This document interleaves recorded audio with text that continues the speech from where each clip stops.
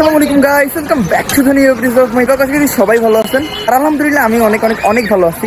আজকে আমি অনেক খুশি, কারণ আজকে আমার একটা স্বপ্ন আমি পূরণ করতেছি।